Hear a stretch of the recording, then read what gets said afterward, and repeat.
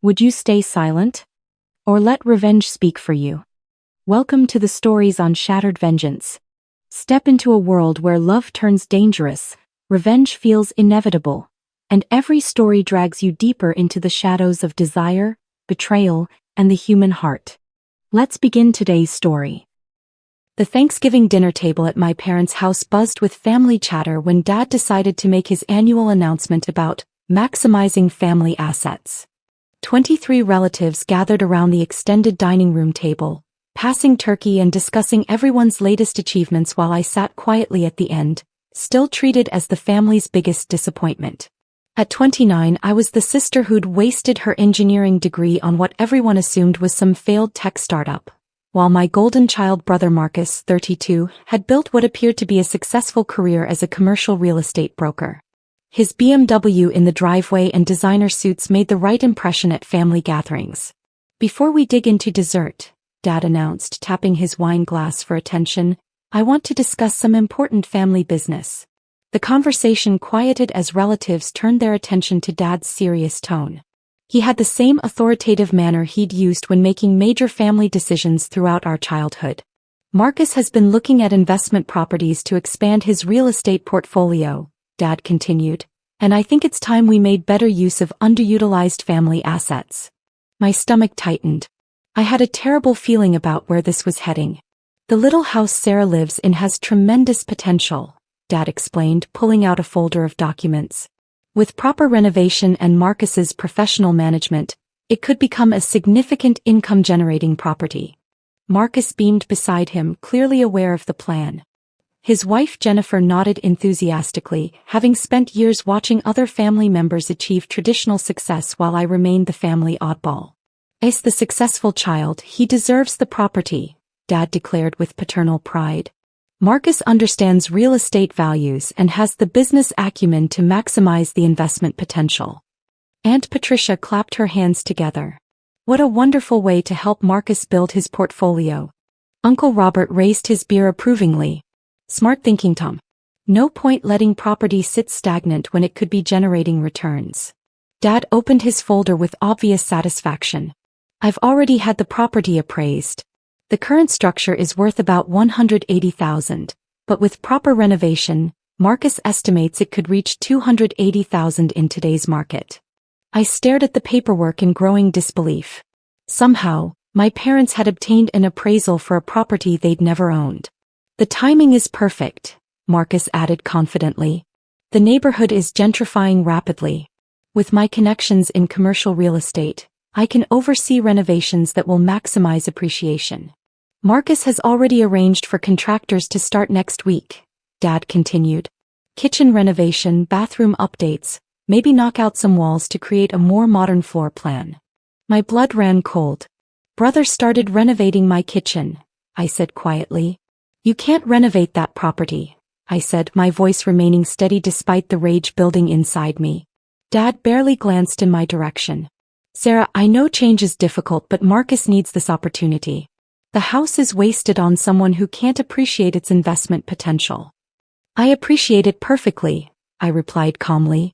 It's my house. The dinner conversation slowed as family members began paying attention to our exchange. Sarah, Marcus said with brotherly condescension, you rent that place from Mom and Dad. It's been family property for years. Actually, I said, standing from the table, it's been my property for 3 years. I purchased it in 2021. The silence that followed was deafening. Dad's confident smile faltered as he processed my words. That's impossible, he stammered. We would have known if you bought property. You would have known if you'd asked, I replied, pulling out my phone. But you've spent 3 years assuming I was barely surviving on some failed startup income. I showed them the screen displaying my property monitoring app. 1247 Maple Street, purchased by Morrison Tech Holdings, December 2021. Fully paid off, no mortgage. Dad grabbed my phone to examine the property information more closely. Morrison Tech Holdings? What is that? Pie company, I replied simply. The failed startup you've been dismissing for 5 years. Marcus snatched the phone from Dad's hands, scrolling through what was clearly official property documentation. This has to be some mistake. Sarah can't afford to buy real estate. Why not? I asked mildly. Because I don't drive a BMW or wear expensive suits? Jennifer leaned forward with growing concern. But Marcus already signed contracts with the renovation company. They're starting the kitchen demolition Monday morning. Then Marcus signed contracts to renovate someone else's property without permission, I said calmly. That's called vandalism. There's no confusion, I interrupted, taking my phone back. 3 years ago, when this family assumed I was broke and unemployed, I purchased that house with cash from my technology company's profits. Dad's face was cycling through confusion, shock, and dawning horror. But you never said you owned a company. You said you worked in tech. I said I founded a tech company, I corrected. You heard worked in tech, and assumed I had some entry-level programming job. My phone rang with perfect timing. I answered on speaker. Morrison Tech Holdings, Sarah speaking. Ms. Morrison, this is Janet Williams from Apex Title Company. We received some unusual inquiries about your property at 1247 Maple Street that require immediate attention. The entire Thanksgiving table was now listening with obvious fascination and growing alarm. What kind of inquiries? I asked. Someone claiming to be the property owner contacted 3 renovation companies about major structural changes. We're required to verify authorization for any modifications to properties in our database. Dad had gone completely pale. Marcus was frantically scrolling through his phone, probably trying to figure out how to cancel contractor agreements. Ms. Morrison, Janet continued professionally, our records show you purchased this property outright in December 2021 for $175,000 cash. There are no liens, no co-owners, and no authorization on file for any third-party modifications. That's correct, I confirmed. I did not authorize any renovations or structural changes. In that case, we'll need to flag this as potential property fraud and notify the appropriate authorities. Unauthorized modification of someone else's property can result in criminal charges. Marcus dropped his phone, the color draining from his face. Jennifer grabbed his arm for support. Furthermore, Janet continued, we show that Morrison Tech Holdings has expanded significantly since the initial property purchase. Your company now owns 4 additional properties in the metro area. That's correct, I replied. We've been quite successful in the commercial real estate market. Dad was staring at me as if I'd grown a second head. For additional properties? Commercial office buildings, actually, I explained. Morrison Tech Holdings develops software for property management companies. We own our facilities rather than rent. Aunt Patricia was Googling frantically on her phone. Sarah, Morrison Tech Holdings. This says your company is worth $12.8 million. Sarah's listed as founder and CEO. The Thanksgiving dinner had officially transformed into a business revelation that no one was prepared for. Ms. Morrison, Janet's voice continued through the speaker, should we proceed with filing fraud charges against the individuals who attempted to authorize unauthorized property modifications? Every eye at the dinner table focused on me as I considered my response. Marcus looked like he might be physically ill.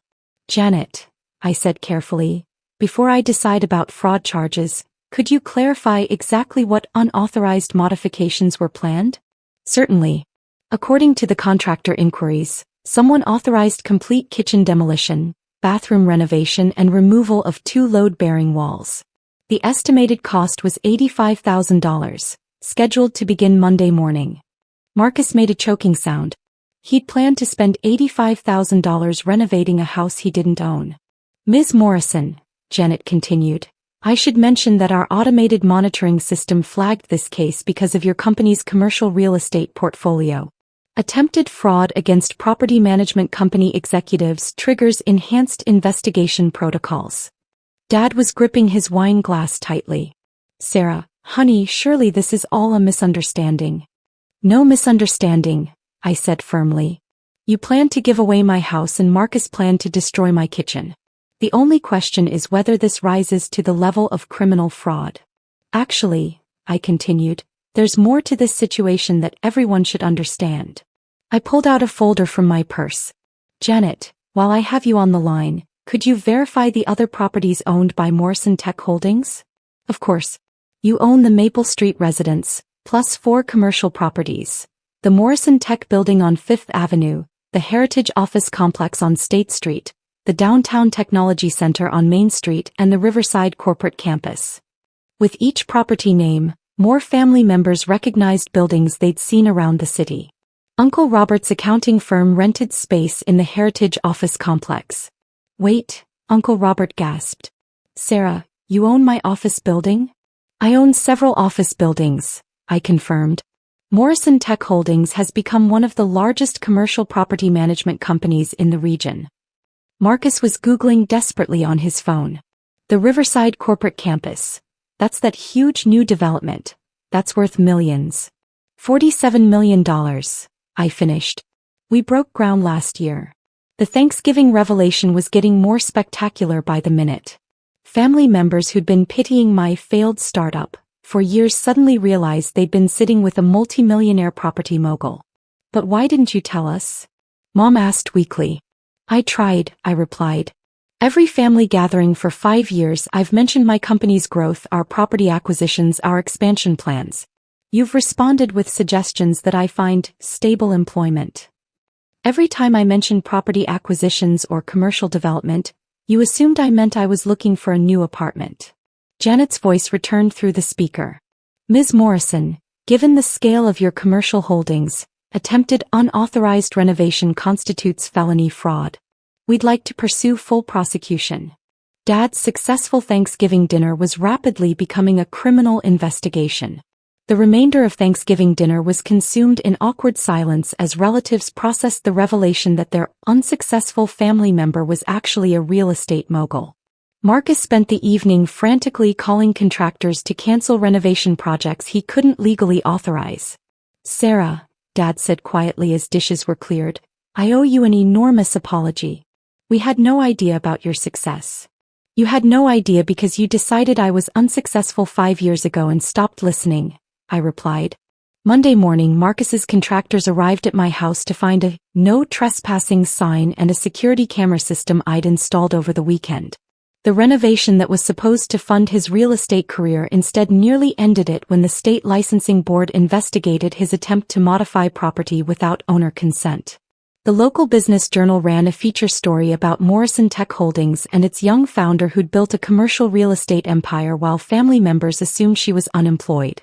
Marcus eventually rebuilt his career, though he learned to verify property ownership before making any modification plans. He also stopped offering career advice to family members whose actual achievements he'd never bothered to understand. The house at 1247 Maple Street remained exactly as I'd designed it, a comfortable home that reflected success through substance rather than flash. No family Thanksgiving dinner would ever threaten its ownership again.